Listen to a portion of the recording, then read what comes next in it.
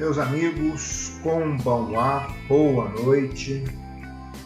Nós estávamos fazendo uma análise da vida intelectual, falamos sobre vários assuntos, atividade voluntária, natureza da vontade, patologias, liberdade, livre-arbítrio. E, como prometi ontem para vocês, hoje vamos falar sobre o sujeito psicológico. Até agora, nós estudamos fenômenos, propriedades, qualidades ou atividades diversas. Vamos agora considerar o sujeito destes fenômenos psicológicos, porque é evidente que todos eles supõem um sujeito de que procedem e que manifestam empiricamente a imaginação ou os instintos, a inteligência ou a vontade. São apenas instrumentos ou meios pelos quais um sujeito, homem ou animal, age de conformidade com sua natureza. Então, atentem para isto. Não é a inteligência que pensa, nem a vontade que quer, mas o homem que pensa pela inteligência e quer pela vontade. Então, por exemplo, na defesa de facas, nós temos que levar em consideração que a faca não se move por si. Ela é movida por um sujeito. Então, não olhamos a faca, mas sim o sujeito que a move.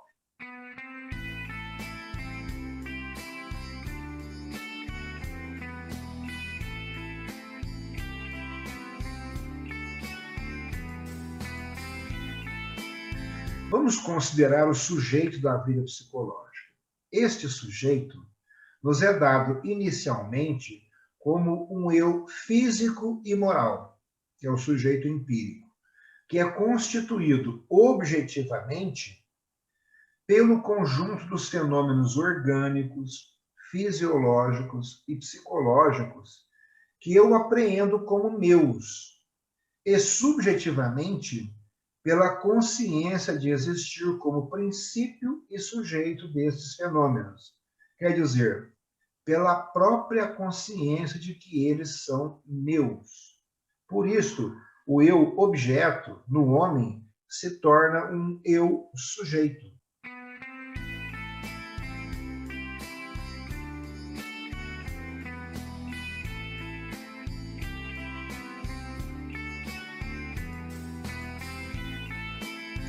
Mas não podemos nos restringir à descrição deste eu sujeito empírico e de suas condições. Nós queremos saber qual é a natureza deste sujeito e qual a sua relação com os mecanismos orgânicos e fisiológicos pelos quais ele exerce suas atividades. Nós temos então de definir o sujeito metafísico da vida psicológica, isto é, a alma humana, que nós já falamos um pouco em outras aulas.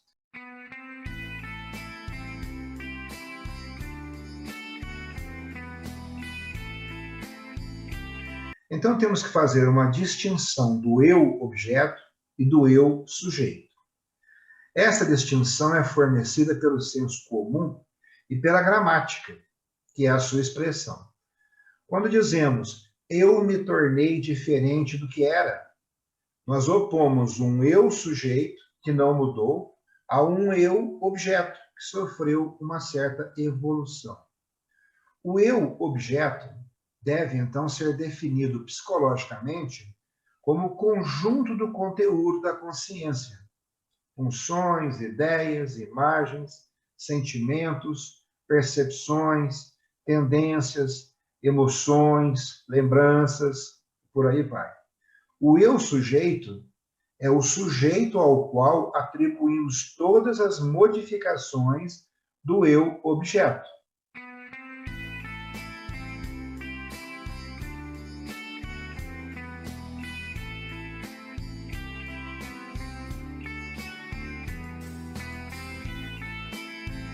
E quais são os caracteres do eu sujeito? Estes caracteres devem ser cuidadosamente apontados, pois tiraremos conclusões deles do ponto de vista da natureza da alma. Quais são eles? É a unidade, a identidade e a atividade.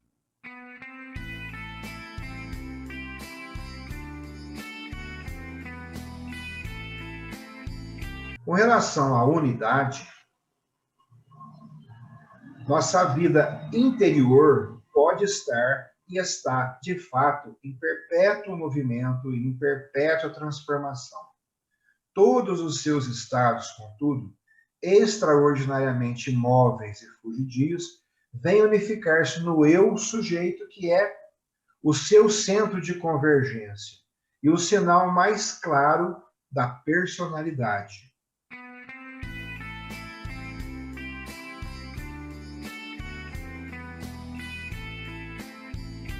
No segundo momento, temos a identidade.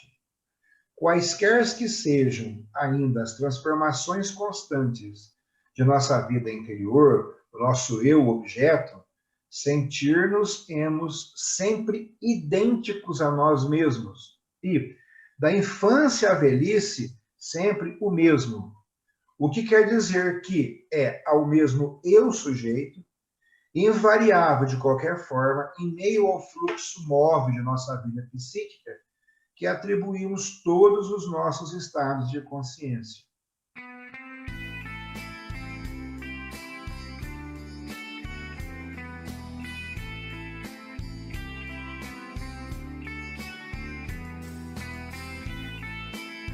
E com relação à atividade, no terceiro momento, o eu sujeito nos aparece, aqui por outro lado, como a fonte de todos os nossos estados interiores. É dele que sentimos brotar nossos pensamentos, nossas vontades, nossas ações, da mesma forma que é neste invencível sentimento que apoiamos a nossa ideia de responsabilidade, enquanto que, ao tornar-se a atividade automática e inconsciente, o sentimento do eu sujeito se atenua até o ponto de tão somente significar uma consciência confusa de espontaneidade vital. Por isso, é na atividade voluntária que culmina o sentimento de autonomia, de responsabilidade, sinal decisivo da personalidade. Então, quando você vê uma propaganda de artes marciais, de karatê em específico, vão falar excelente para a formação da personalidade. Sim, desde que você tenha essa atividade voluntária, com essa responsabilidade e tudo aquilo que nós estamos vendo, sem perder nada de preferência.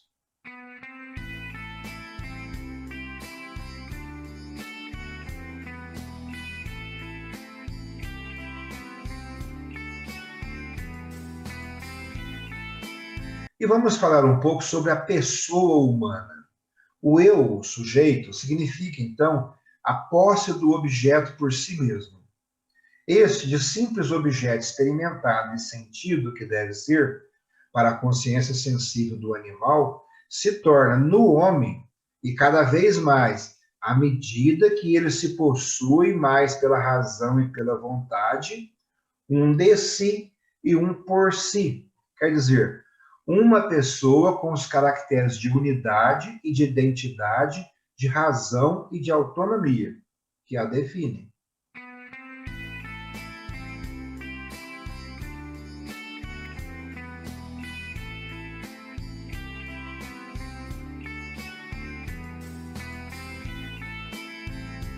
E temos a síntese psíquica. Na medida em que a vontade domina o curso da vida psicológica, esta se apresenta cada vez mais como um todo unificado. Esta síntese, que é unicamente pré-formada no organismo físico, é então uma conquista sobre a anarquia natural das tendências, conquista decorrente do jogo de fatores psicológicos e sociais.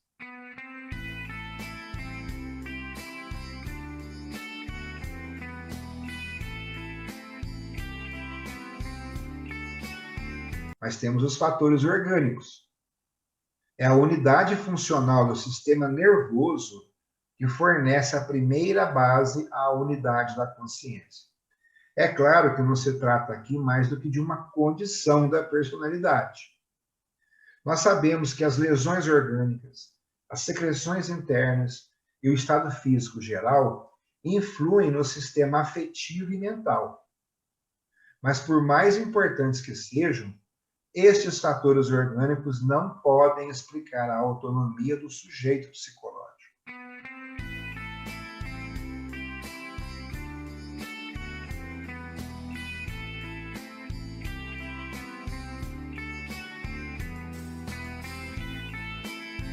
E com relação aos fatores psicológicos?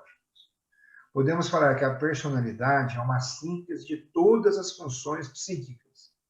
Ela é uma espécie de organismo imaterial, controlado e dirigido pela razão, unificado no tempo pela memória e cuja autonomia é obra da vontade livre. Se a personalidade não se apresenta como um todo desde a origem, não é apenas porque as suas condições orgânicas não estejam ainda plenamente realizadas, mas também porque é de sua natureza ser uma conquista progressiva, bem parecido com as graduações, você vai passando de nível em nível.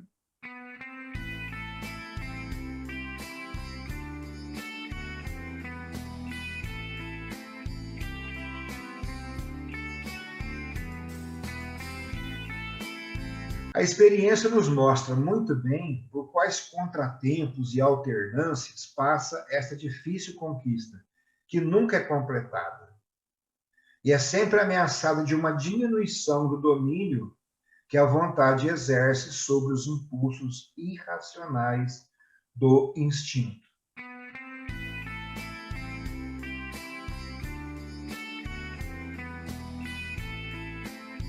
Temos ainda os fatores sociais. Vários pensadores e sociólogos atribuíram à influência da sociedade o papel essencial na formação da personalidade. Para eles, a pessoa é um produto da sociedade. Mas esse ponto de vista é errado. É certo que o fator social tem um papel importante no desenvolvimento da personalidade, mas não o constitui.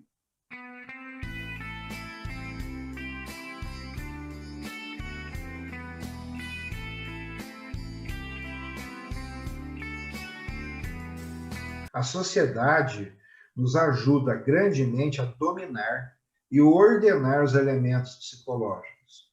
Favorece a conservação da identidade pessoal, que toda a vida social supõe e exige, mas não representa aqui, apesar de tudo, o papel principal.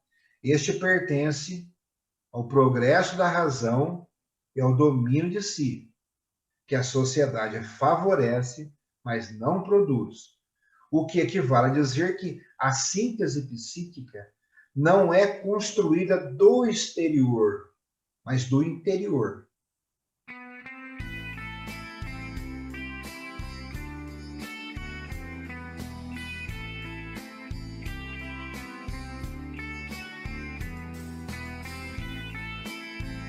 Pessoal, eu vou colocar depois para vocês alguns pensamentos de Lacan, porque eu gostaria que vocês lessem, prestassem bem atenção e interpretassem com base nos nossos estudos.